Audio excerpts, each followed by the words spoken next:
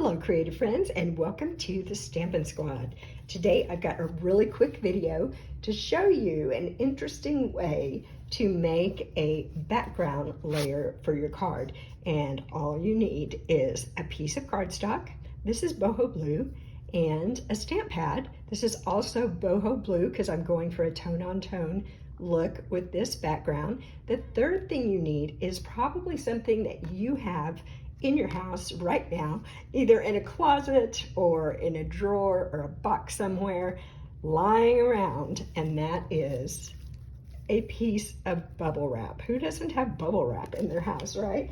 If you don't, it's easy to get. Just go to your little local mailing store and they've got lots of it there, or borrow some from your neighbor.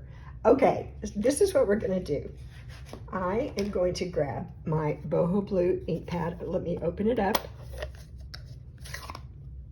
And now I'm just going to take this and I'm going to press down. I've got the bubble side up, all right, so I can feel all the bumps from the bubbles here. And I'm just pressing my ink pad onto the bubble wrap and just, you know, kind of inking it up. Now this background will be kind of variegated, or I don't know, it's not like super precise. So I think that's a nice thing for a background, because that's not the focal point of your card. You just want something kind of nice muted color going on in the background there. Now I'm going to grab my boho blue cardstock and I'm just going to set it straight down on here like that. I don't want to move it around. And now I need to make sure the ink gets onto the cardstock. So I've just got a piece of cardboard here. Anything that's flat and has a little bit of solid feel to it will work. So now I'm just gonna go back and forth here. I'm holding it in place so it doesn't scoot around. I haven't tried it and let it scoot. You know what, that might actually look kind of interesting too. So maybe I'll try that one of these days.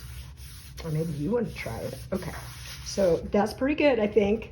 Let's lift this straight up. And then let's lift this straight up. There we are. And look what we have. Oh, let's put this out of the way.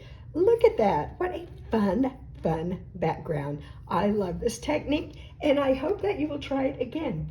Try it again. Well, try it again if you've already done it, but try it for the first time if you've never done it, and make a fun background layer for your card. All right, that's it for today. Thanks for stopping by. See you soon.